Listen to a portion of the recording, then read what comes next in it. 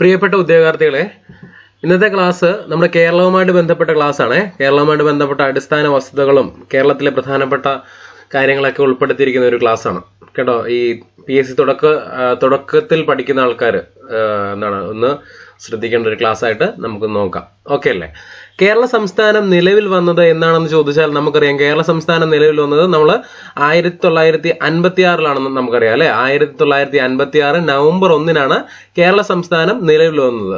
കേരള സംസ്ഥാനത്തിന്റെ സ്ഥാനം എന്ന് പറയുന്നത് എങ്ങനെയാ? ഉത്തര അക്ഷാംശം എന്ന് പറയുന്നത് എത്ര? 8 ഡിഗ്രി 18 മിനിറ്റിനും 12 ഡിഗ്രി 48 മിനിറ്റിനും ഇടയിലും, പൂർവ്വ രേഖാംശം എന്ന് പറയുന്നത് 74 ഡിഗ്രി 52 മിനിറ്റിനും 77 ഡിഗ്രി 24 മിനിറ്റിനും ഇടയിലാണ്. ഓക്കെ അല്ലേ? 8 degree 18 minute, 12 degree 48 മിനിറ്റിനും 74 degree 52 മിനിറ്റിനും 77 degree 24 മിനിറ്റിനും ഇടയിലാണ് കേരളത്തിന്റെ സ്ഥാനം എന്ന് പറയുന്നത്. തലസ്ഥാനം ഏതാണെന്ന് നമുക്കറിയാം. കേരളത്തിന്റെ തലസ്ഥാനം എന്ന് പറയുന്നത് തിരുവനന്തപുരമാണ് എന്നുള്ള കാര്യം അറിയാമല്ലോ. കേരളത്തിന്റെ വിസ്തൃതി എന്ന് പറയുന്നത് 38,863 ചതുരശ്ര കിലോമീറ്റർ ആണ്. 38,863 ചതുരശ്ര കിലോമീറ്റർ ആണ് കേരളത്തിന്റെ വിസ്തൃതി എന്ന് പറയുന്നത്. ഇന്ത്യയുടെ മൊത്ത വിസ്തീർണത്തിൽ കേരളം ഉൾക്കൊള്ളുന്ന ഭാഗം എന്ന് പറയുന്നത് 1.18%. ഇന്ത്യയുടെ മൊത്ത വിസ്തീർണത്തിൽ കേരളം ഉൾക്കൊള്ളുന്ന ഭാഗം എന്ന് പറയുന്നത് 1.18%. ഇന്ത്യൻ സംസ്ഥാനങ്ങളിൽ വലിപ്പത്തിൽ കേരളത്തിന്റെ സ്ഥാനം എന്ന് പറയുന്നത് 21ഉം ജനസംഖ്യയിൽ കേരളത്തിന്റെ സ്ഥാനം എന്ന് പറയുന്നത് 13ഉമാണ്. ഇന്ത്യൻ സംസ്ഥാനങ്ങളിൽ വലിപ്പത്തിൽ കേരളത്തിന്റെ സ്ഥാനം 21ഉം ജനസംഖ്യയിൽ കേരളത്തിന്റെ സ്ഥാനം എന്ന് പറയുന്നത് 13ഉമാണ്. ഓക്കെ അല്ലേ? പിന്നീട് ജനസാന്ദ്രത എന്ന് പറഞ്ഞാൽ അറിയാമല്ലോ. ഇത്ര സ്ഥലത്ത് ഇത്ര ആൾക്കാർ തിങ്ങിക്കൂടി പാർക്കുന്നതിനാണ് നമ്മൾ ജനസാന്ദ്രത എന്ന് പറയുന്നത്. അത് ജനസംഖ്യയല്ല. ജനസാന്ദ്രതയിൽ കേരളത്തിന്റെ സ്ഥാനം എന്ന് പറയുന്നത് 2011 സെൻസസ് പ്രകാരമാണ്. 2011 സെൻസസ് പ്രകാരം ജനസാന്ദ്രതയിൽ കേരളത്തിന്റെ സ്ഥാനം എന്ന് പറയുന്നത് എത്രയാണ്? 3ാം സ്ഥാനമാണ്. ജനസാന്ദ്രതയിൽ കേരളത്തിന്റെ സ്ഥാനം 3ാം സ്ഥാനമാണ്. ഓക്കെ. ജനസംഖ്യ എത്രയാണ്? 3,34,06,061 എന്നുള്ളതാണ് കേരളത്തിലെ ജനസംഖ്യ എന്ന് പറയുന്നത്. അതിൽ പുരുഷന്മാരുടെ എണ്ണം എന്ന് പറയുന്നത് 1,60,27,412ഉം സ്ത്രീകളുടെ എണ്ണം എന്ന് പറയുന്നത് 1,73,78,649. ഇത് ഇപ്പോൾ നിലവിൽ ഈ കണക്കല്ല. ഓക്കെ അല്ലെ? അതായത് 2011 സെൻസസ് പ്രകാരമാണ്. ഇപ്പോൾ അതിനനുസരിച്ചിട്ട് കേരളത്തിലെ ജനസംഖ്യ 4 കോടിക്കൊക്കെ മേലോട്ട് പോയിട്ടുണ്ടോ എന്നുള്ള കാര്യം മനസ്സിലാക്കുക. 2021 കണക്കാണ്. 2021 കണക്കനുസരിച്ചിട്ടാണ് ഇങ്ങനെ പറയുന്നത്. ഓക്കെ അല്ലേ? പിന്നീട് ജനസാന്ദ്രത എന്ന് പറയുന്നത് 860 ചതുരശ്ര കിലോമീറ്റർ ആണ്. 860 ചതുരശ്ര കിലോമീറ്റർ ആണ് കേരളത്തിന്റെ ജനസാന്ദ്രത എന്ന് പറയുന്നത്. സാന്ദ്രതയാണ്, ജനസംഖ്യയല്ല, ജനസാന്ദ്രതയാണ്. ഓക്കെ അല്ലേ? ദശവാർഷിക ജനസംഖ്യ വളർച്ചാ നിരക്ക് എന്ന് പറയുന്നത് 4.9%. 4.9%. സ്ത്രീ പുരുഷ അനുപാതം എന്ന് പറയുന്നത് 1084 സ്ത്രീകൾക്ക് 1000 പുരുഷന്മാർ എന്നുള്ളതാണ് കണക്ക്. പുരുഷ സ്ത്രീ അനുപാതമല്ല, സ്ത്രീ പുരുഷ അനുപാതമാണ്. 1084:1000. ഓക്കെ അല്ലേ? ശിശുക്കളിലെ അനുപാതം എന്ന് പറയുന്നത് 964:1000 എന്നുള്ളതാണ് ശിശുക്കളിലെ അനുപാതം എന്ന് പറയുന്നത്. കേരളത്തിന്റെ സാക്ഷരത എന്ന് പറയുന്നത് 94%. പുരുഷ സാക്ഷരത എന്ന് പറയുന്നത് 96.1%. സ്ത്രീ സാക്ഷരത എന്ന് പറയുന്നത് 92.1% ആണ്. ഓക്കെ അല്ലേ? 6 വയസ്സിൽ താഴെയുള്ള കുട്ടികളുടെ എണ്ണം എത്രയാണെന്ന് ചോദിച്ചിട്ടുണ്ട്. ഇതൊരു അപ്രോക്സിമേറ്റ് കണക്കാണ്. എത്രയാണ്? 3,47,000 എന്നുള്ളത് ഇതാണ് ഒരു അപ്രോക്സിമേറ്റ് കണക്കാണ്. ഇതൊന്ന് ചെക്ക് ചെയ്യുക കേട്ടോ. ഇതൊന്ന് ചെക്ക് ചെയ്ത് നമുക്ക് പഠിച്ചാൽ മതിയാവും. കാരണം ഇപ്പോൾ അതിന്റെ എണ്ണം എന്ന് പറയുന്നത് വ്യത്യാസം ഉണ്ടാവും അല്ലെ? ഗ്രാമീണ ജനസംഖ്യ എന്ന് പറയുന്നത് എത്ര ശതമാനമാണ്? 52.3%. നഗരവാസികളുടെ എണ്ണം എന്ന് പറയുന്നത് 47.7%. ഓക്കെ അല്ലെ? ജനസംഖ്യ വർധനവ് കൂടിയ ജില്ല മലപ്പുറമാണ്. ജനസംഖ്യ വർധനവ് കൂടിയ ജില്ല. ജനസംഖ്യ വർധനവ് കുറഞ്ഞ ജില്ല ഏതാണ്? പത്തനംതിട്ടയാണ്. ഓക്കെ അല്ലെ? സാക്ഷരത ഏറ്റവും കൂടിയ ജില്ല ഏതാണ്? കോട്ടയം ജില്ലയാണ്. ഏറ്റവും കൂടിയ സാക്ഷരതയുള്ള കേരളത്തിലെ ജില്ല കോട്ടയം ജില്ലയാണ്. സാക്ഷരത കുറഞ്ഞ ജില്ല ഏതാണെന്ന് ചോദിച്ചാൽ ഏതാണ്? വയനാട് ജില്ലയാണ്. ഓക്കെ അല്ലെ? ജനസംഖ്യ ഏറ്റവും കൂടിയ ജില്ല എന്ന് പറയുന്നത് മലപ്പുറവും ജനസംഖ്യ ഏറ്റവും കുറഞ്ഞ ജില്ല എന്ന് പറയുന്നത് ഏതുമാണ്? വയനാടുമാണ്. ക്ലിയർ അല്ലേ? ജനസംഖ്യ ഏറ്റവും കൂടിയ ജില്ല മലപ്പുറവും ജനസംഖ്യ ഏറ്റവും കുറഞ്ഞ ജില്ല വയനാടുമാണ്. ഓക്കെ അല്ലെ? നിലവില് കേരളത്തിലെ ഏറ്റവും വലിയ ജില്ല എന്ന് പറയുന്നത് ഏത് ജില്ലയാണ്? ഇടുക്കിയാണ്. നിലവിലെ കേരളത്തിലെ ഏറ്റവും വലിയ ജില്ല എന്ന് പറയുന്നത് ഇടുക്കിയാണ്. നേരത്തെ ആ ഏറ്റവും വലിയ ജില്ല എന്ന് പറയുന്നത് ഏതായിരുന്നു? പാലക്കാടായിരുന്നു അല്ലെ. കേരളത്തിലെ ഏറ്റവും ചെറിയ ജില്ല ഏതാണ്? ആലപ്പുഴയാണ്. ഏതാണ് കേരളത്തിലെ ഏറ്റവും ചെറിയ ജില്ല? ആലപ്പുഴ ജില്ലയാണ്. ഓക്കെ അല്ലെ. ജനസാന്ദ്രത ഏറ്റവും കൂടിയ ജില്ല അല്ലെങ്കിൽ ഏറ്റവും കൂടുതൽ ആൾക്കാർ തിങ്ങിപ്പാർക്കുന്ന കേരളത്തിലെ ജില്ല ഏതാണെന്ന് ചോദിച്ചാൽ തിരുവനന്തപുരം ജില്ലയാണ്. എത്രയാണ്? 1508 ചതുരശ്ര കിലോമീറ്റർ. 1508 ചതുരശ്ര കിലോമീറ്റർ അല്ലെ. ജനസാന്ദ്രത ഏറ്റവും കുറഞ്ഞ ജില്ല ഇടുക്കി ജില്ലയാണ്. എത്രയാണ്? 255 ചതുരശ്ര കിലോമീറ്റർ എന്നുള്ളതാണ് ഇടുക്കി ജില്ലയുടെ ജനസാന്ദ്രത എന്ന് പറയുന്നത്. ക്ലിയർ അല്ലേ? സ്ത്രീ പുരുഷ അനുപാതം ഏറ്റവും കൂടിയ ജില്ല കണ്ണൂരാണ്. സ്ത്രീ പുരുഷ അനുപാതം ഏറ്റവും കൂടിയ ജില്ല കണ്ണൂരാണ്. സ്ത്രീകൾ ഏറ്റവും കൂടുതലുള്ള എവിടെയാണ്? അനുപാതത്തിൽ ഏറ്റവും കൂടുതലുള്ളത് കണ്ണൂരാണെന്ന് മനസ്സിലാക്കുക. 1136:1000. 1136 സ്ത്രീകള്, 1000 പുരുഷന്മാര്. സ്ത്രീ പുരുഷ അനുപാതം ഏറ്റവും കുറഞ്ഞ ജില്ല ഏതാണ്? ഇടുക്കി ജില്ലയാണ്. 1006:1000. 1006:1000 ആണ്. ഓക്കെ അല്ലെ. നഗരവാസികൾ കൂടുതലുള്ള ജില്ല ഏതാണെന്നറിയാം. നമുക്കറിയാം നഗരവാസികൾ എന്ന് പറയുമ്പോൾ ഏറ്റവും കൂടുതൽ ഫാക്ടറികളൊക്കെ ഉള്ള നമ്മുടെ വ്യാവസായിക തലസ്ഥാനം എന്നറിയപ്പെടുന്ന ജില്ല ഏതാണ്? എറണാകുളം ജില്ലയാണ്. നഗരവാസികൾ കുറഞ്ഞ ജില്ല ഏതാണ് എന്ന് ചോദിച്ചാൽ ഏതാണ്? ഉത്തരം വയനാട് ജില്ലയാണ്. നഗരവാസികൾ കുറവാണ്, അവിടെ കാടാണെന്നൊക്കെയുള്ള കാര്യം ഓർത്താൽ മതി. നഗരവാസികൾ കുറഞ്ഞ ജില്ല ഏതാണ്? വയനാട് ജില്ലയാണ്. ഓക്കെ അല്ലേ. ശതമാനാടിസ്ഥാനത്തിൽ നഗരവാസികൾ കൂടിയ ജില്ല എന്ന് പറയുന്നത് ഏതാണ്? കണ്ണൂരാണ്. ശതമാനത്തിന്റെ അടിസ്ഥാനത്തിൽ നഗരവാസികൾ കൂടിയ ജില്ല കണ്ണൂരും, ശതമാനാടിസ്ഥാനത്തിൽ നഗരവാസികൾ കുറഞ്ഞ ജില്ല വീണ്ടും ആര് തന്നെ വന്നു? വയനാട് ജില്ല തന്നെ വന്നു. ശതമാനാടിസ്ഥാനത്തിലും പിന്നെ നഗരവാസികൾ കുറഞ്ഞ ജില്ലയും ഏത് തന്നെയാണ്? വയനാടാണ്. എന്നാൽ ശതമാനാടിസ്ഥാനത്തിൽ നഗരവാസികൾ കൂടിയ ജില്ല കണ്ണൂരും നഗരവാസികൾ കൂടുതലുള്ള ജില്ല ഏതുമാണ്? എറണാകുളം ജില്ലയാണെന്നുള്ള കാര്യം ഓർത്തു വെക്കുക. ഓക്കെ അല്ലേ. പിന്നീട് ഇതൊക്കെ ഒരു വേരിയേഷൻ ഉണ്ടാകുന്ന കാര്യങ്ങളാണ്. നമ്മളിപ്പോ പറയുന്ന കാര്യങ്ങളെല്ലാം വേരിയേഷൻ ഉണ്ടാക്കുന്നതാ.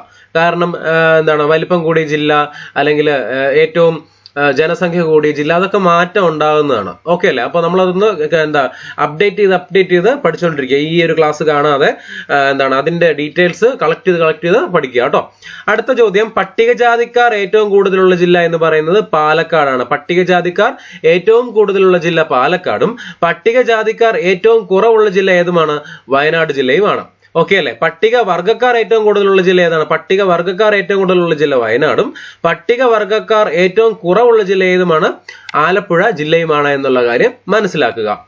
പിന്നീട് പട്ടികജാതി നിരക്ക് ഏറ്റവും കൂടുതലുള്ള ജില്ല ഏതാണെന്ന് ചോദിച്ചാൽ പാലക്കാടാണ്.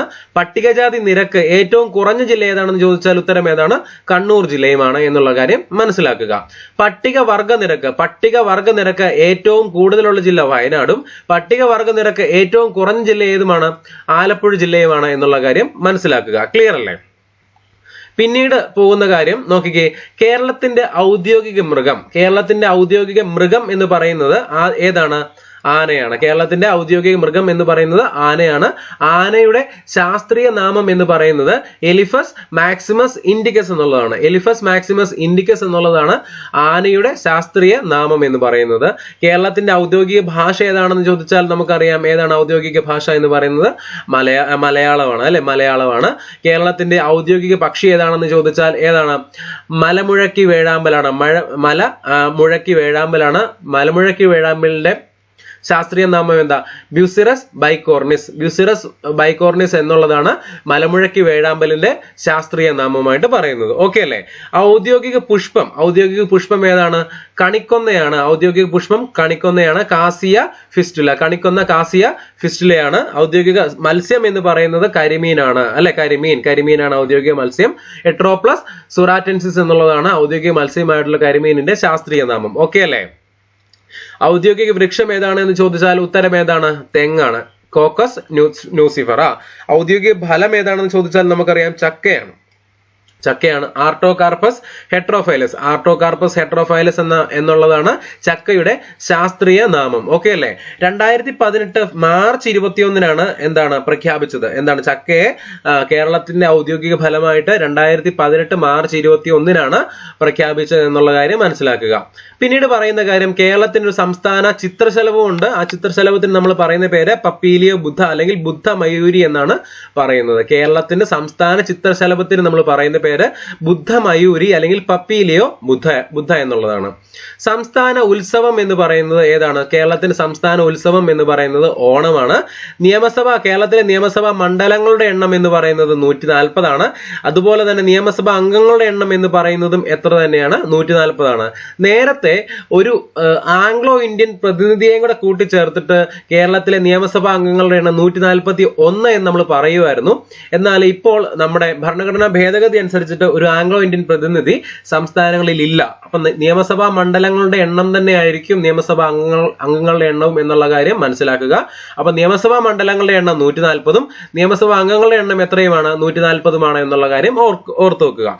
നിയമസഭയിലെ പട്ടികജാതി സംവരണ മണ്ഡലങ്ങൾ എന്ന് പറയുന്നത് 14 ആണ്. അതായത് 140 മണ്ഡലങ്ങളുണ്ട്. അതിനകത്ത് 14 എണ്ണം എന്താണ്? പട്ടികജാതി സംവരണ മണ്ഡലമാണ് എന്നുള്ള കാര്യം മനസ്സിലാക്കുക.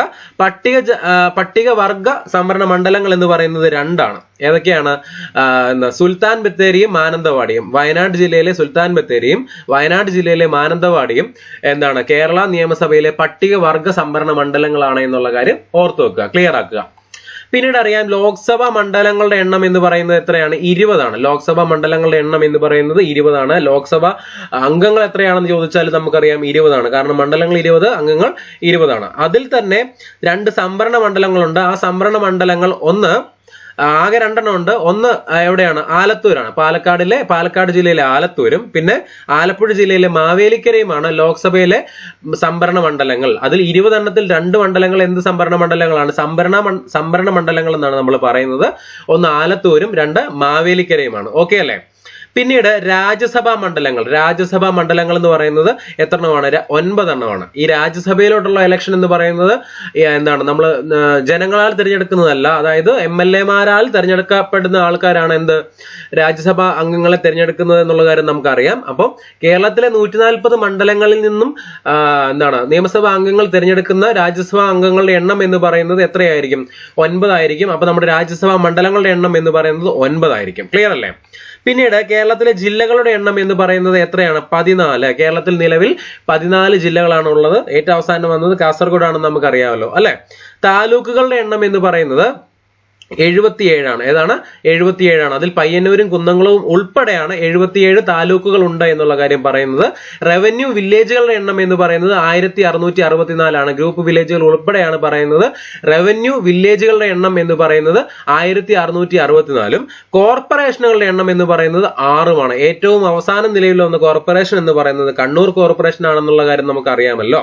മുനിസിപ്പാലിറ്റികളുടെ എണ്ണം എന്ന് പറയുന്നത് 87ഉം ജില്ലാ പഞ്ചായത്തുകളുടെ എണ്ണം എന്ന് പറയുന്നത് എത്രയായിരിക്കും? 14. കാരണം നമുക്ക് 14 ജില്ലകളുണ്ട്. അപ്പൊ 14 ജില്ലാ പഞ്ചായത്തുകളുണ്ട് എന്നുള്ള കാര്യം ഒന്ന് കണക്ട് ചെയ്ത് പഠിച്ചാൽ മതിയാവും. അപ്പൊ ജില്ലാ പഞ്ചായത്തുകളുടെ എണ്ണം എന്ന് പറയുന്നത് 14ഉം 2011 കണക്കനുസരിച്ചിട്ട് നമുക്ക് ബ്ലോക്ക് പഞ്ചായത്തുകളുടെ എണ്ണം എന്ന് പറയുന്നത് 152ഉം ഗ്രാമപഞ്ചായത്തുകളുടെ എണ്ണം എന്ന് പറയുന്നത് 941ഉമാണ്. ഇപ്പൊ അതിന്റെ വേരിയേഷൻ വന്നിട്ടുണ്ട്. ഗ്രാമപഞ്ചായത്തുകൾ 1000-ന് മുകളിലായിട്ടുണ്ട് കേട്ടോ. അപ്പം നിലവിൽ നമ്മുടെ ഈ ഒരു കണക്ക് ഓർത്ത് നോക്കുക. ഗ്രാമപഞ്ചായത്തുകളുടെ കാര്യം 941 എന്നുള്ള കണക്ക് തന്നാൽ നമ്മൾ ഗ്രാമപഞ്ചായത്തുകളാണ് എന്നുള്ള കാര്യം ഓർത്ത് വെച്ചാൽ മതിയാവും.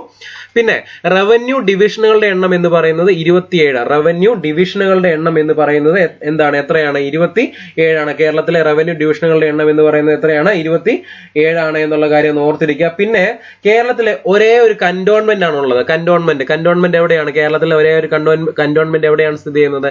കണ്ണൂർ ജില്ലയിലാണ് കേരളത്തിലെ ഒരേ ഒരു കന്റോൺമെന്റ് സ്ഥിതി ചെയ്യുന്നത് എന്നുള്ള കാര്യം മനസ്സിലാക്കുക. പിന്നെ കേരളത്തിലെ ഹൈക്കോടതിയുടെ ആസ്ഥാനം എന്ന് പറയുന്നത് എറണാകുളം ജില്ലയിലാണ്. എറണാകുളത്തെ കൊച്ചിയിലാണ് ഹൈക്കോടതിയുടെ ആസ്ഥാനം അല്ലെ? കടൽ തീര ദൈർഘ്യം എന്ന് പറയുന്നത് 580 കിലോമീറ്റർ ആണ്. എന്നാൽ സംസ്ഥാന ഫിഷറീസ് വകുപ്പിന്റെ റിപ്പോർട്ട് പ്രകാരം 590 കിലോമീറ്റർ ആണ്. സംസ്ഥാന ഫിഷറീസ് വകുപ്പിന്റെ റിപ്പോർട്ട് പ്രകാരം 590ഉം എന്നാൽ ഒരു പർട്ടിക്കുലർ PSC നമുക്ക് തരുന്നതെന്ന് പറഞ്ഞാൽ 580 കിലോമീറ്റർ ആണ് എന്നുള്ളതാണ് കേരളത്തിന്റെ കടൽ തീര ദൈർഘ്യം എന്നുള്ള കാര്യം മനസ്സിലാക്കുക. കേരളത്തിന്റെ തെക്ക് വടക്ക് ദൈർഘ്യം എന്ന് പറയുന്നത് 560 കിലോമീറ്റർ ആണ്. തെക്ക് വടക്ക്, ഇതാണ് തെക്ക്, ഇതാണ് വടക്ക് എന്ന് പറയുന്നത്. അപ്പൊ ഇവർ തമ്മിലുള്ള ദൈർഘ്യം എന്ന് പറയുന്നത് 560 കിലോമീറ്ററും. കേരളത്തിൽ തീരപ്രദേശമുള്ള ജില്ലകളുടെ എണ്ണം എന്ന് പറയുന്നത് എത്രയാണ്? 9 ജില്ലകളാണ് തീരപ്രദേശമുള്ളത്. അതായത് കേരളം ഇങ്ങനെ പോകുമ്പോൾ തീരങ്ങളുള്ള ജില്ലകളുടെ എണ്ണം എന്ന് പറയുന്നത് 9 എണ്ണമാണ് അല്ലെ. അതായത് മലകളും കുന്നുകളും ഒക്കെയുള്ള വയനാടും പാലക്കാടും നമ്മുടെ കോട്ടയം ജില്ലയിലും ഒന്നും എന്തില്ല, തീരപ്രദേശങ്ങൾ ഇല്ലാത്തത് കൊണ്ട് കേരളത്തിൽ തീരപ്രദേശമുള്ള ജില്ലകളുടെ എണ്ണം എന്ന് പറയുന്നത് 9 എണ്ണമാണെന്നുള്ള കാര്യം നമ്മൾ മനസ്സിലാക്കുക. അതില് നദികളുടെ എണ്ണം എന്ന് പറയുന്നത് എത്രയാണ്? 44 നദികളാണ് കേരളത്തിൽ ഉള്ളത്. അതിൽ കിഴക്കോട്ട് ഒഴുകുന്നത്, പടിഞ്ഞാറോട്ട് ഒഴുകുന്നത് എന്നൊക്കെ പറഞ്ഞ് നമ്മൾ തരംതിരിച്ചിട്ടുണ്ടെങ്കിലും മൊത്തം കേരളത്തിലെ നദികളുടെ എണ്ണം എന്ന് പറയുന്നത് 44. കേരളത്തിലെ കായലുകളുടെ എണ്ണം എന്ന് പറയുന്നത് ഒരു 10 എണ്ണം കുറച്ചു കഴിഞ്ഞാൽ, നദികളുടെ എണ്ണത്തിൽ നിന്നും ഒരു 10 എണ്ണം കുറച്ചു കഴിഞ്ഞാൽ നമുക്ക് കായലുകളുടെ എണ്ണം കിട്ടും. കായലുകളുടെ എണ്ണം എന്ന് പറയുന്നത് എത്രയാണ്? 34 ആണ് എന്നുള്ള കാര്യം നമ്മൾ മനസ്സിലാക്കുക. അതിൽ കിഴക്കോട്ട് ഒഴുകുന്ന നദികളുടെ എണ്ണം എന്ന് പറയുന്നത് 3 നദികളാണ് കിഴക്കോട്ട് ഒഴുകുന്നത്. ഒന്ന് കബനി, ഭവാനി, പാമ്പാർ. കബനി, ഭവാനി, പാമ്പാർ എന്നീ നദികൾ കേരളത്തിൽ കിഴക്കോട്ട് ഒഴുകുന്ന നദികളാണ് അല്ലെ. അപ്പം ബാക്കി 41 നദികൾ എങ്ങോട്ടാണ് ഒഴുകുന്നത്? പടിഞ്ഞാറോട്ടാണ് ഒഴുകുന്നത് എന്നുള്ള കാര്യം മനസ്സിലാക്കുക. ഒന്നുകൂടെ പറയാം, കിഴക്കോട്ട് ഒഴുകുന്ന നദികളുടെ എണ്ണം 3, പടിഞ്ഞാറോട്ട് ഒഴുകുന്ന നദികളുടെ എണ്ണം എന്ന് പറയുന്നത് 41 എന്നുള്ള കാര്യം മനസ്സിലാക്കുക. കേരളത്തിലെ ഏറ്റവും നീളം കൂടിയ നദി എന്ന് പറയുന്നത് ഏതാണ്? പെരിയാർ നദിയാണ്. പെരിയാർ നദിയാണ് 244 കിലോമീറ്റർ ആണ് പെരിയാറിന്റെ നീളം എന്ന് പറയുന്നത്. പെരിയാർ നദിയുടെ നീളം എന്ന് പറയുന്നത് 244 കിലോമീറ്റർ ആണ്. പെരിയാറാണ് കേരളത്തിലെ ഏറ്റവും നീളം കൂടിയ നദി. എന്താണ്? ചൂർണി എന്നൊക്കെ അറിയപ്പെട്ട നദിയാണ് ഏത്? കേരളത്തിലെ നീളം കൂടിയ നദിയായിട്ടുള്ള പെരിയാർ അല്ലെ. ഏറ്റവും ഉയരം കൂടിയ കൊടുമുടി ഏതാണെന്ന് ചോദിച്ചാൽ ആനമുടിയാണ്. ആനമുടി എന്ന് പറയുന്നത് എവിടെയാണ്? ഇടുക്കി ജില്ലയിലാണ്. എത്രയാണ് ദൂരം എന്ന് പറയുന്നത്? 2695 മീറ്റർ അല്ലെങ്കിൽ 8842 അടിയാണ് കേരളത്തിലെ ഏറ്റവും ഉയരം കൂടിയ കൊടുമുടിയായിട്ടുള്ള ആനമുടിയുടെ ഉയരം എന്ന് പറയുന്നത്. ക്ലിയർ അല്ലേ? കേരളത്തിലെ ഏറ്റവും ഉയരം കൂടിയ രണ്ടാമത്തെ കൊടുമുടി എന്ന് പറയുന്നത് ഇടുക്കി ജില്ലയിൽ തന്നെയുള്ള മീശപ്പുലിമലയാണ്. ഏതാണ്? മീശപ്പുലിമലയാണ് കേരളത്തിലെ ഏറ്റവും ഉയരം കൂടിയ രണ്ടാമത്തെ കൊടുമുടി എന്ന് പറയുന്നത് ഇടുക്കി ജില്ലയിലെ മീശപ്പുലിമലയാണ്. എത്രയാണ് ദൂരം എന്ന് പറയുന്നത്, അല്ലെങ്കിൽ എത്രയാണ് നീളം എന്ന് പറഞ്ഞാൽ 2640 മീറ്റർ ആണ് മീശപ്പുലിമലയുടെ നീളം എന്ന് പറയുന്നത്. ക്ലിയർ അല്ലേ? കേരള ജനസംഖ്യ ഇന്ത്യൻ ജനസംഖ്യയുടെ 2.76% എന്നുള്ള കാര്യം പറഞ്ഞിട്ടുണ്ട്. 2018-19 പ്രകാരം കേരളത്തിലെ ആയുർദൈർഘ്യം എന്ന് പറയുന്നത് 77 വയസ്സാണ്. 2018-19 കണക്കുകൾ പ്രകാരം കേരളത്തിലെ ശിശുമരണ നിരക്ക് എന്ന് പറയുന്നത് എത്രയാണ്? 6/1000 ആണ്. 6/1000 കേരളത്തിലെ ശിശുമരണ നിരക്ക് എന്ന് പറയുന്നത്. ക്ലിയർ അല്ലേ? അടുത്ത ഭാഗം എന്ന് പറയുന്നത് എങ്ങോട്ടാ പോകുന്നത്? കേരളവുമായിട്ട് ബന്ധപ്പെട്ട എന്താണ്? കേരളത്തിന്റെ ഔദ്യോഗിക ചിഹ്നങ്ങൾ എന്ന് പറയുന്ന ഭാഗങ്ങളിലോട്ട് കയറുവാണ്, അല്ലെങ്കിൽ ഔദ്യോഗികമായിട്ടുണ്ടാകുന്ന കുറച്ച് കാര്യങ്ങളിലോട്ട് നമ്മൾ കയറുവാണ്. കേരളത്തിന്റെ ഔദ്യോഗിക പുഷ്പം ഏതാണെന്ന് നമ്മൾ പറഞ്ഞിട്ടുണ്ട്. കേരളത്തിന്റെ ഔദ്യോഗിക പുഷ്പം ഏതാണെന്ന് ചോദിച്ചാൽ നമുക്കറിയാം. ഏതാണ് കേരളത്തിന്റെ ഔദ്യോഗിക പുഷ്പം? കണിക്കൊന്നയാണ്. ഗോൾഡൻ ഷവർ ട്രീ എന്നറിയപ്പെടുന്ന ആ ഒരു മരത്തിൽ നിന്നുണ്ടാകുന്ന നമ്മുടെ പൂവായിട്ടുള്ള കണിക്കൊന്നയാണ് കേരളത്തിന്റെ ഔദ്യോഗിക പുഷ്പം അല്ലെ. കേരളത്തിന്റെ ഔദ്യോഗിക പുഷ്പമായ കണിക്കൊന്നയുടെ ശാസ്ത്രീയ നാമം ഏതാണെന്ന് ചോദിച്ചാൽ കാഷ്യ ഫിസ്റ്റുല എന്നുള്ളതാണ് ഏതാണ് കണിക്കൊന്നയുടെ ശാസ്ത്രീയ നാമം. കാഷ്യ ഫിസ്റ്റുല എന്നുള്ളതാണ് കണിക്കൊന്നയുടെ ശാസ്ത്രീയ നാമം അല്ലെ. സംസ്കൃതത്തിൽ സുവർണകം, രാജവൃക്ഷം, ചതുരംഗുല, ദീർഘഫല, കൃതമാല, നൃപേന്ദ്ര, കർണികാരം എന്നീ പേരുകളിൽ അറിയപ്പെടുന്ന പുഷ്പമാണ് ഏത്? കാഷ്യ ഫിസ്റ്റുല എന്ന ശാസ്ത്രീയ നാമത്തിൽ അറിയപ്പെടുന്ന കണിക്കൊന്ന. ഒന്നുകൂടെ പറയാം, ഏതാണ്? രാജവൃക്ഷം, സുവർണകം, ചതുരംഗുല, ദീർഘഫല, കൃതമാല, നൃപേന്ദ്ര, കർണികാരം എന്നീ പേരുകളിൽ അറിയപ്പെടുന്ന പുഷ്പമാണ് ഏത്? കണിക്കൊന്ന. ഏതാണ്? കണിക്കൊന്ന അല്ലെ. ഓക്കെ. ഇന്ത്യൻ ലബോർണം എന്നറിയപ്പെടുന്നത് ഏതാണ്? കണിക്കൊന്നയാണ്. ഇന്ത്യൻ ലബോർണം എന്നറിയപ്പെടുന്നത് കണിക്കൊന്നയാണ് അല്ലെ. തായ്ലൻഡിന്റെ ദേശീയ വൃക്ഷമാണ് കണിക്കൊന്ന. തായ്ലൻഡ് എന്ന് പറയുന്ന രാജ്യത്തിന്റെ ദേശീയ വൃക്ഷമാണ് ഏത്? കണിക്കൊന്ന. നമ്മുടെ കേരളത്തിന്റെ ഔദ്യോഗിക പുഷ്പമായ കണിക്കൊന്ന ഏതാണ്? തായ്ലൻഡിന്റെ ദേശീയ വൃക്ഷമാണ് ഏത്? കണിക്കൊന്ന എന്ന് പറയുന്നത്. മനസ്സിലാക്കുക. ക്ലിയർ? അടുത്തത് ഔദ്യോഗികമായിട്ട് രണ്ടാമത് വരുന്ന ആരാണ്? ഔദ്യോഗിക മൃഗമാണ്. ഔദ്യോഗിക മൃഗം ആരാണ്? ഔദ്യോഗിക മൃഗം ആനയാണ് കേരളത്തിന്റെ ഔദ്യോഗിക മൃഗം എന്ന് പറയുന്നത്. കേരളത്തിന്റെ ഔദ്യോഗിക മൃഗമായ ആനയുടെ ശാസ്ത്രീയ നാമം ഏതാണ്? എലിഫസ് മാക്സിമസ് ഇൻഡിക്കസ് എന്നാണ്. കേരളത്തിന്റെ ഔദ്യോഗിക മൃഗമായ ആനയുടെ ശാസ്ത്രീയ നാമം ഏതാണെന്ന് ചോദിച്ചാൽ എലിഫസ് മാക്സിമസ് ഇൻഡിക്കസ് എന്നുള്ള എന്നുള്ളതാണ് ആനയുടെ ശാസ്ത്രീയ നാമം അല്ലെ. അതായത് കേരള സർക്കാരിന്റെ ഔദ്യോഗിക ചിഹ്നത്തിലുള്ള മൃഗം ഏതാണെന്ന് ചോദിച്ചാൽ അറിയാൻ പറ്റണം, പഠിക്കണം. ഏതാണ്? ആനയാണ്. കേരള സർക്കാരിന്റെ ഔദ്യോഗിക ചിഹ്നത്തിലുള്ള മൃഗം ഏതാണ്? ആനയാണ്. ആന പരിപാലന രീതികളെ കുറിച്ചും വിവരിക്കുന്ന ഗ്രന്ഥമായ ഹസ്ത്യായുർവേദം രചിച്ചത് പാലകാപ്യ മുനിയാണ്. ആനകളെ കുറിച്ചും ആന പരിപാലന രീതികളെ കുറിച്ചും വിവരിക്കുന്ന ഗ്രന്ഥമായ ഹസ്ത്യായുർവേദം രചിച്ചത് ആരാണ്? പാലകാപ്യ മുനിയാണ്. ഓക്കെ, പാലകാപ്യം എന്നറിയപ്പെടുന്നതും ഏതാണ്? ഇതേ ഗ്രന്ഥമാണ്. അല്ലെങ്കിൽ പാലകാപ്യം എന്ന ഗ്രന്ഥം രചിച്ചത് ആരാണെന്ന് ചോദിച്ചാൽ, പാലകാപ്യം എന്നറിയപ്പെടുന്ന ഗ്രന്ഥം രചിച്ചത് പാലകാപ്യ മുനിയാണ്. അല്ലെങ്കിൽ ഹസ്ത്യായുർവേദം എന്ന് പറയുന്ന പുസ്തകം രചിച്ചത് ആരാണെന്ന് ചോദിച്ചാൽ അതും പാലകാപ്യ മുനിയാണ് എന്നുള്ള കാര്യം മനസ്സിലാക്കുക. ഓക്കെ അല്ലേ? പിന്നീട് പ്രൊജക്ട് എലിഫന്റ് പദ്ധതി, നമ്മുടെ ആന സംരക്ഷണത്തിനൊക്കെ വേണ്ടിയിട്ട് നമ്മൾ കൊണ്ടുവന്ന പദ്ധതിയാണ് പ്രൊജക്ട് എലിഫന്റ് പദ്ധതി അല്ലെ? ആ പ്രൊജക്ട് എലിഫന്റ് പദ്ധതി ആരംഭിച്ചത് എന്നാണെന്ന് ചോദിച്ചാൽ 1992 1992 പ്രൊജക്ട് എലിഫന്റ് പദ്ധതി ആരംഭിച്ചത്. 1992. ഓക്കെ അല്ലെ? കേരളത്തിൽ നാട്ടാന പരിപാലന നിയമം നിലവിൽ വന്നത് 2003 കേരളത്തിൽ നാട്ടാന പരിപാലന നിയമം നിലവിൽ വന്നത് 2003 എന്നുള്ള കാര്യം ഓർത്തിരിക്കുക. ഓക്കെ അല്ലെ? കേരളത്തിലെ ആന പരിശീലന കേന്ദ്രങ്ങൾ ഏതൊക്കെയാണ്? ഒന്ന് എറണാകുളം ജില്ലയിലെ കോടനാട്, പിന്നെ പത്തനംതിട്ട ജില്ലയിലെ കോന്നി. ഈ 2 സ്ഥലങ്ങളാണ് കേരളത്തിലെ ആന പരിശീലന കേന്ദ്രങ്ങൾ. എവിടൊക്കെയാ? കോടനാടും കോന്നിയും. കോടനാട് എവിടെയാ? എറണാകുളത്താണ്. കോന്നി എവിടെയാ? പത്തനംതിട്ട. ഇപ്പൊ ഇവിടെ 2ഇടത്തുമാണ് കേരളത്തിലെ ആന പരിശീലന കേന്ദ്രങ്ങൾ. എവിടേക്കാണെന്ന് ചോദിച്ചാൽ കോടനാടും പിന്നെ കോന്നിയിലുമാണ്. ഓക്കെ അല്ലെ? കേരളത്തിലെ നാട്ടാന പുനരധിവാസ കേന്ദ്രം സ്ഥിതി ചെയ്യുന്ന എവിടെയാണ്? തിരുവനന്തപുരം ജില്ലയിലെ കോട്ടൂരാണ് കേരളത്തിലെ നാട്ടാന പുനരധിവാസ കേന്ദ്രം സ്ഥിതി ചെയ്യുന്നത്. തിരുവനന്തപുരം ജില്ലയിലെ കോട്ടൂരാണ് നാട്ടാന പുനരധിവാസ കേന്ദ്രം അല്ലെ? എന്നാൽ ആന പരിശീലന കേന്ദ്രങ്ങൾ എവിടൊക്കെയാണ്? ഒന്ന് കോടനാട്, 2 കോന്നിയിലാണെന്നുള്ള കാര്യം മനസ്സിലാക്കുക. ഓക്കെ അല്ലെ? ആനകൾ ഏറ്റവും കൂടുതലുള്ള സംസ്ഥാനം ഏതാണ്? കർണാടകം. കേരളമല്ല. ആനകൾ ഏറ്റവും കൂടുതലുള്ള ഇന്ത്യൻ സംസ്ഥാനം ഏതാണ്? കർണാടകമാണ് അല്ലെ?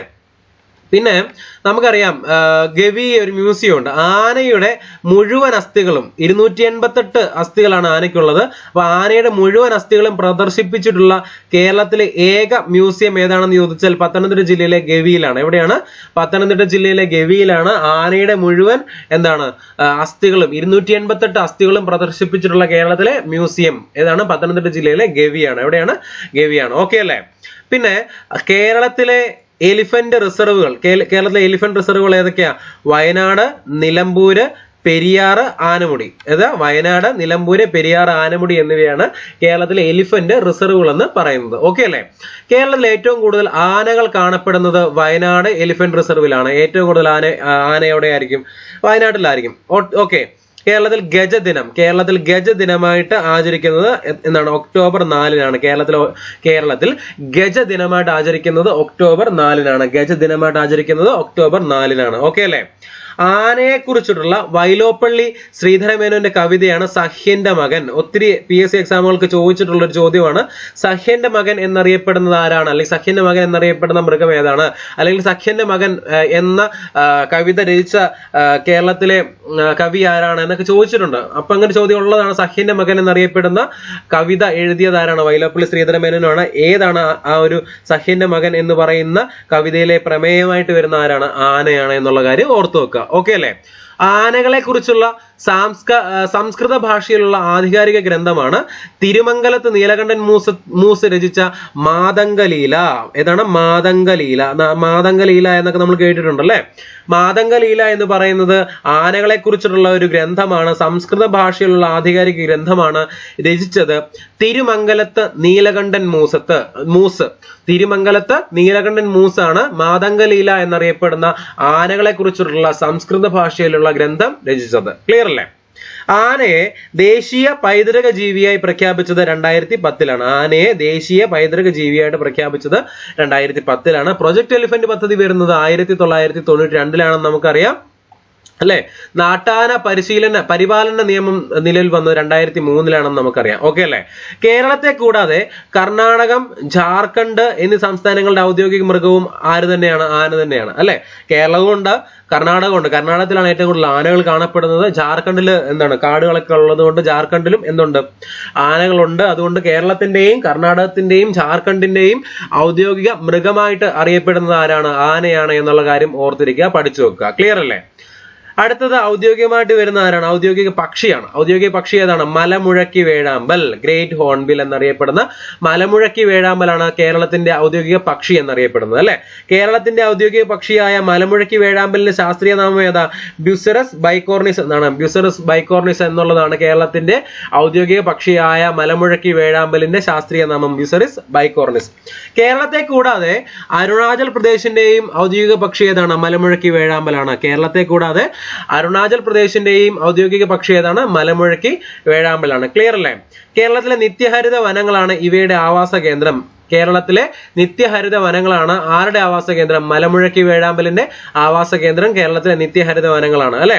മലേഷ്യയുടെ ദേശീയ പക്ഷി വേഴാമ്പലിന്റെ തന്നെ ഒരു ഇനമായിട്ടുള്ള റൈനോസറസ് ഹോൺബില്ലാണ്. മലേഷ്യയുടെ ദേശീയ പക്ഷിയായിട്ടുള്ളത് റൈനോസറസ് ഹോൺബില്ലാണ് അല്ലെ? അത് വേഴാമ്പലിന്റെ തന്നെ വേറൊരു ഇനമാണ് എന്നുള്ള കാര്യം ഒന്ന് ഓർത്തിരിക്കുക. 2015 35ാം ദേശീയ ഗെയിംസിന്റെ കേരളത്തിൽ നടന്ന 35ാം ദേശീയ ഗെയിംസിന്റെ ഭാഗ്യചിഹ്നം അമ്മു എന്ന വേഴാമ്പലായിരുന്നു. അതൊന്ന് ഒരു കറണ്ട് അഫെയർ ഒന്നും അല്ല, എന്നാലും ഒന്ന് ഓർത്തിരിക്കുക. കേരളത്തിൽ നടന്ന ദേശീയ ഗെയിംസിന്റെ എത്രാമത്തെ 35ാം ദേശീയ ഗെയിംസ് ആയിരുന്നു, 2015 നടന്നത്. അതിന്റെ ഔദ്യോഗിക ചിഹ്നം എന്ന് പറയുന്നത് ഒരു വേഴാമ്പലായിരുന്നു. ആ വേഴാമ്പലിന്റെ പേരെന്തായിരുന്നു? അമ്മു എന്നായിരുന്നു. ഏതാണ്? അമ്മു എന്ന് ആയിരുന്നു. ക്ലിയർ അല്ലേ? ഔദ്യോഗിക വൃക്ഷം ഏതാണ്? തെങ്ങ്, കോക്കനട്ട് ട്രീ അല്ലെ? തെങ്ങിന്റെ ശാസ്ത്രീയ നാമം ഏതാ? തെങ്ങിന്റെ ശാസ്ത്രീയ നാമം കോക്കസ് ന്യൂസിഫറ. കോക്കസ് ന്യൂസിഫറ എന്നുള്ളതാണ് കേരളത്തിന്റെ ഔദ്യോഗിക വൃക്ഷമായ തെങ്ങിന്റെ ശാസ്ത്രീയ നാമം, കോക്കസ് ന്യൂസിഫറ. കോക്കസ് ന്യൂസിഫറ അല്ലെ? കേര നിരകളാടും ഒരു ഹരിതചാരു തീരം അല്ല? അപ്പം അങ്ങനെയൊക്കെ പാട്ടൊക്കെ നമ്മൾ കേട്ടിട്ടുണ്ട്. അപ്പൊ കേര വൃക്ഷം എന്നറിയപ്പെടുന്നത്, കേരളത്തിന്റെ കൽപ്പവൃക്ഷം എന്നിങ്ങനെ അറിയപ്പെടുന്നത് ഏതാണ്? തെങ്ങാണ്. കേരളത്തിന്റെ കേരവൃക്ഷം, കേരളത്തിന്റെ കൽപ്പവൃക്ഷം എന്നിങ്ങനെ അറിയപ്പെടുന്നത് തെങ്ങാണ്. ഓക്കെ അല്ലെ? കേരളം നാളികേര വർഷമായിട്ട് ആചരിച്ചത് 2008 കേരളത്തിൽ നാളികേര വർഷമായിട്ട് ആചരിക്കുന്നത് 2008 കേരളം നാളികേര വർഷമായിട്ട് ആചരിച്ചത് 2008 അല്ലെ? മാലിദ്വീപിന്റെ ദേശീയ വൃക്ഷം ഏതാണ്? തെങ്ങാണ്. മാലിദ്വീപിന്റെ ദേശീയ വൃക്ഷം ഏതാണ്? തെങ്ങാണ്. തെങ്ങാണ്. ക്ലിയർ അല്ലേ? അടുത്ത ഔദ്യോഗികമാരാണ് ഔദ്യോഗിക മത്സ്യം ഏതാ? കരിമീൻ, ഗ്രീൻ ക്രോമൈഡ്, പേൾ സ്പോട്ട് എന്നിങ്ങനെ അറിയപ്പെടുന്ന ഔദ്യോഗിക മത്സ്യം ഏതാണ്? കരിമീനാണ് അല്ലെ? കേരളത്തിന്റെ ഔദ്യോഗിക മത്സ്യമായ കരിമീനിന്റെ ശാസ്ത്രീയ നാമം എട്രോപ്ലസ് സുരാറ്റൻസിസ് എന്നുള്ളതാണ് കേരളത്തിന്റെ ഔദ്യോഗിക മത്സ്യമായ കരിമീനിന്റെ ശാസ്ത്രീയ നാമം അല്ലെ? പേൾ സ്പോട്ട് എന്നറിയപ്പെടുന്നതും ആരാണ്? കരിമീനാണ്. Pearl spot കരിമീനാണ്. 2010-11 കരിമീൻ വർഷമായിട്ട് കേരള സർക്കാർ പ്രഖ്യാപിച്ചു. 2010-11 കരിമീൻ വർഷമായിട്ടാണ് കേരള സർക്കാർ പ്രഖ്യാപിച്ചത് എന്നുള്ള കാര്യം നമ്മൾ ഓർത്തിരിക്കുക, മനസ്സിലാക്കുക. ഓക്കെ അല്ലേ? അപ്പം ഔദ്യോഗികമായിട്ടുള്ള കുറച്ച് കാര്യങ്ങൾ നമ്മൾ പറഞ്ഞു. ഔദ്യോഗിക മത്സ്യം ഏതാണെന്ന് പറഞ്ഞു, ഔദ്യോഗിക വൃക്ഷം ഏതാണെന്ന് പറഞ്ഞു, ഔദ്യോഗിക പക്ഷി ഏതാണെന്ന് പറഞ്ഞു, ഔദ്യോഗിക മൃഗം ഏതാണെന്ന് പറഞ്ഞു, പിന്നെ ഔദ്യോഗിക പുഷ്പം ഏതാണെന്ന് പറഞ്ഞു. ആരെക്കുറിച്ചുള്ളത്? നമ്മുടെ കേരളവുമായിട്ട് ബന്ധപ്പെട്ടിട്ടുള്ളത്. ക്ലിയർ അല്ലേ? ഇനി നമുക്ക് പഠിക്കേണ്ടത് ഏതാണ്? ശ്രേഷ്ഠ ഭാഷാ ദിനം. കേരളപ്പിറവി ദിനമായ നവംബർ 1 ശ്രേഷ്ഠ ഭാഷ ദിനമായിട്ടാണ് നമ്മൾ ആചരിക്കുന്നത്. കേരളപ്പിറവി ദിനമായിട്ടുള്ള നവംബർ 1 ശ്രേഷ്ഠ ഭാഷ ദിനമായിട്ട് ആചരിക്കുന്നത് അല്ലെ? 2013 ഇത് സംബന്ധിച്ചിട്ടുള്ള പ്രഖ്യാപനം നടന്നത്. 2013 മെയ് 23 മലയാള ഭാഷയ്ക്ക് ശ്രേഷ്ഠ ഭാഷാ പദവി നൽകാൻ കേന്ദ്ര സർക്കാർ തീരുമാനിക്കുകയും 2012 ഓഗസ്റ്റ് 8 കേന്ദ്ര സർക്കാർ വിജ്ഞാപന പ്രകാരം ശ്രേഷ്ഠ ഭാഷാ പദവി നൽകിക്കൊണ്ടുള്ള ഉത്തരവ് പുറപ്പെടുവിക്കുകയും ഉണ്ടായി. അപ്പൊ 2013 മലയാളത്തിന് ശ്രേഷ്ഠ ഭാഷാ പദവി നൽകിയത് എന്നുള്ള കാര്യം മനസ്സിലാക്കുക. ശ്രേഷ്ഠ ഭാഷാ പദവി ലഭിച്ച 5ാമത്തെ ഭാഷയാണ് മലയാളം. ശ്രേഷ്ഠ ഭാഷാ പദവി ലഭിച്ച 5ാമത്തെ ഭാഷയാണ് മലയാളം. ഓക്കെ അല്ലേ? പിന്നെ തത്വജ്ഞാനി ദിനം എന്ന് പറയുന്നത് അദ്വൈത വേദാന്താചാര്യനായ ശ്രീമദ് ശങ്കരാചാര്യരുടെ ജന്മദിനമാണ് ശ്രീശങ്കര ജയന്തി കേരളത്തിൽ തത്വജ്ഞാനി ദിനമായിട്ട് ആചരിക്കുന്നത്? തത്വജ്ഞാനി ദിനമായിട്ട് ആചരിക്കുന്നത് ആരുടെ ജന്മദിനമാണ്? ശങ്കരാചാര്യരുടെ ജന്മദിനമാണ് കേരളത്തിൽ തത്വജ്ഞാനി ദിനമായിട്ട് ആചരിക്കുന്നത്, അല്ലെ? വൈശാഖ മാസത്തിലെ പഞ്ചമി നാളിലാണ് അദ്ദേഹത്തിന്റെ ജനനം. ആരുടെയാണ്? ശങ്കരാചാര്യരുടെ ജനനം വൈശാഖ മാസത്തിലെ പഞ്ചമി നാളിലാണ് ശങ്കരാചാര്യരുടെ ജനനം. 2022 ആണ്ടിൽ മെയ് 6-നാണ് തത്വജ്ഞാനി ദിനമായിട്ട് ആചരിച്ചത്. 2022-ലാണ്. 2022 മെയ് 6-നായിരുന്നു തത്വജ്ഞാനി ദിനം. അതായത് ഓരോ വർഷവും ഏതാണ്? വൈശാഖ മാസത്തിലെ പഞ്ചമി നാളിലാണ് തത്വജ്ഞാനി ദിനമായിട്ട് ആരുടെ ജന്മദിനമാണ്? ശങ്കരാചാര്യരുടെ ജന്മദിനമായിട്ട് നമ്മൾ ആചരിക്കുന്നത്. ഓക്കെ അല്ലേ? പിന്നീട് പോകുന്നത് കേരളവുമായിട്ട് ബന്ധപ്പെട്ട കേരളത്തിന്റെ അതിരുകൾ എന്ന് പറയുന്ന ഭാഗം. കേരളത്തിന്റെ അതിരുകൾ ഒറ്റ നോട്ടത്തിൽ നമുക്ക് നോക്കാം. കേരളത്തിന്റെ അതിരുകൾ, അല്ലെ? തെക്ക്, വടക്ക്, പടിഞ്ഞാറ്, കിഴക്ക് ഏതൊക്കെയാണെന്നൊക്കെ നമുക്ക് നോക്കാവേ. ഓക്കെ അല്ലേ? തമിഴ്നാടുമായും കർണാടകവുമായും അതിർത്തി പങ്കിടുന്ന ഒന്നിൽ കൂടുതൽ സംസ്ഥാനങ്ങളുമായി അതിർത്തി പങ്കിടുന്ന കേരളത്തിലെ ഏക ജില്ല ഏതാണെന്ന് ചോദിച്ചാൽ ഏതാണ്? വയനാട്. ഏതാണ്? വയനാട്. അതായത് വയനാട് ഇവിടെയാണ് വരുന്നത്. അപ്പൊ വയനാട്ടിൽ ഇവിടെ ഈ ഭാഗം കർണാടകവുമായിട്ട് അതിർത്തി, ഈ ഭാഗം തമിഴ്നാടുമായിട്ട് അതിർത്തിക്ക് പോകുന്നുണ്ട്. അപ്പൊ നോക്കിക്കേ, രണ്ട് സംസ്ഥാനങ്ങളുമായിട്ട് അതിർത്തി പങ്കിടുന്ന, കൃത്യമായിട്ട് രണ്ട് സംസ്ഥാനങ്ങളുമായിട്ടും അതിർത്തി പങ്കിടുന്ന കേരളത്തിലെ ഏക ജില്ല എന്നറിയപ്പെടുന്നത് ഏത് ജില്ലയാണ്? വയനാട് ജില്ലയാണ്. അപ്പൊ ഒന്നുകൂടെ പറയാം, തമിഴ്നാടുമായും കർണാടകവുമായും അതിർത്തി പങ്കിടുന്ന അല്ലെങ്കിൽ ഒന്നിൽ കൂടുതൽ സംസ്ഥാനങ്ങളുമായി അതിർത്തി പങ്കിടുന്ന കേരളത്തിലെ ഏക ജില്ല ഏതാണ്? വയനാട് ജില്ലയാണ്. ക്ലിയർ അല്ലേ? കേരളത്തിലെ മറ്റു ജില്ലകളുമായി മാത്രം അതിർത്തി പങ്കിടുന്ന ഏക ജില്ല ഏതാണ്? അല്ലെങ്കിൽ അയൽ സംസ്ഥാനങ്ങളുമായോ കടൽ തീരമോ ഇല്ലാത്ത ഏക ജില്ല ഏതാണെന്ന് ചോദിച്ചാൽ ഏതാണ്? കോട്ടയമാണ്. ഏതാണ്? കോട്ടയം ജില്ല. നോക്കിക്കേ, കോട്ടയം ജില്ല നോക്കിക്കേ. കോട്ടയം ജില്ല ഇങ്ങനെയാ പോകുന്നത്. ഇതാണ് കോട്ടയം ജില്ല. അപ്പൊ ഈ കോട്ടയം ജില്ല എന്ന് പറയുന്നത് എന്താണ്? മറ്റ് ജില്ലകളുമായി മാത്രമേ അതിർത്തി പങ്കിടുന്നുള്ളൂ. ജില്ല 1, ജില്ല 2, ജില്ല 3, ജില്ല 4. അപ്പൊ മറ്റ് ജില്ലകളുമായി മാത്രം അതിർത്തി പങ്കിടുന്ന കേരളത്തിലെ ഏക ജില്ലയാണ് ഏത്? കോട്ടയം ജില്ല. അല്ലെങ്കിൽ അയൽ സംസ്ഥാന അതിർത്തിയോ കടൽ തീരമോ ഇല്ലാത്ത ഏക ജില്ലയും ഏത് തന്നെയാണ്? കോട്ടയം ജില്ലയാണ്. ബാക്കിയുള്ള ജില്ലകൾക്ക് ഒന്നെങ്കിൽ തമിഴ്നാടുമായിട്ട് അതിർത്തി പങ്കിടുന്നുണ്ടാവും, അല്ലെങ്കിൽ കർണാടകവുമായിട്ട് അതിർത്തി പങ്കിടുന്നുണ്ടാവും. എന്നാൽ മറ്റു സംസ്ഥാനങ്ങളുമായി അതിർത്തി പങ്കിടാത്തതോ അല്ലെങ്കിൽ എന്താണ് കടൽ തീരമോ ഇല്ലാത്തതോ ആയിട്ടുള്ള കേരളത്തിലെ ഏക ജില്ല ഏതാണെന്ന് ചോദിച്ചാൽ ഏതാണ്? കോട്ടയം ജില്ലയാണ് എന്നുള്ള കാര്യം ഓർത്തു വെക്കുക. പിന്നെ കർണാടകവുമായി അതിർത്തി പങ്കിടുന്ന ജില്ലകൾ ഏതൊക്കെയാ? വയനാട്, കണ്ണൂര്, കാസർഗോഡ്. നോക്കിക്കേ, ഇവിടെ നമ്മൾ പറഞ്ഞായിരുന്നു വയനാട് എന്ന് പറയുന്നത് കർണാടകവും തമിഴ്നാടുമായിട്ട് അതിർത്തി പങ്കുവെക്കുന്നു എന്ന് നമ്മൾ പറഞ്ഞായിരുന്നു. എന്നാൽ കർണാടകവുമായി മാത്രം അതിർത്തി പങ്കുവെക്കുന്ന കേരളത്തിലെ ജില്ലകൾ എന്ന് പറയുന്നത് ഏതൊക്കെയാ? കാസർഗോഡും കണ്ണൂരുമാണ്. എന്നാൽ കർണാടകവുമായി അതിർത്തി പങ്കിടുന്ന ജില്ലകൾ ഏതൊക്കെയാണെന്ന് ചോദിച്ചാൽ കാസർഗോഡും കണ്ണൂരും വയനാടുമാണ്. അല്ലെ? ഓക്കെ അല്ലേ? അതായത് കണ്ണൂര് കർണാടകവുമായി മാത്രം അതിർത്തി പങ്കുവെക്കുന്ന കേരളത്തിലെ ജില്ലകൾ ഏതൊക്കെയാന്ന് ചോദിച്ചാൽ കാസർഗോഡും കണ്ണൂരുമാണ്. എന്നാൽ കർണാടകവും തമിഴ്നാടുമായിട്ട് അതിർത്തി പങ്കുവെക്കുന്ന ജില്ലകൾ ഏതൊക്കെയാണെന്ന് ചോദിച്ചാൽ അത് വയനാട് മാത്രമായിരിക്കും. ഓക്കെ അല്ലേ? പിന്നീട് തമിഴ്നാടുമായി അതിർത്തി പങ്കിടുന്ന ജില്ലകൾ ഏതൊക്കെയാ? ഇവിടെ നോക്കാം, തെക്കെന്ന് നോക്കാം തിരുവനന്തപുരം. പിന്നീട് ഇങ്ങോട്ട് പോകുമ്പോൾ കൊല്ലം ഉണ്ട്, കൊല്ലത്തിന് അതിർത്തി തമിഴ്നാടുമായിട്ടുണ്ട്.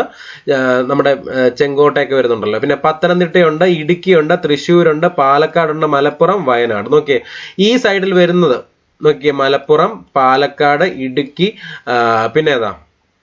പിന്നെ വയനാട് പറഞ്ഞു, ഇടുക്കി പറഞ്ഞു, പിന്നെ പത്തനംതിട്ട പറഞ്ഞു, കൊല്ലം പറഞ്ഞു, പിന്നെ തിരുവനന്തപുരം പറഞ്ഞു. അങ്ങനെ ഇത്രയും 1, 2, 3, 4, 5, 6, 7, 8 ജില്ലകൾ ആരുമായിട്ട് അതിർത്തി പങ്കുവെക്കുന്നുണ്ട്? തമിഴ്നാടുമായിട്ട് അതിർത്തി പങ്കുവെക്കുന്ന ജില്ലകളുടെ എണ്ണം എന്ന് പറയുന്നത് 8 ആണ്.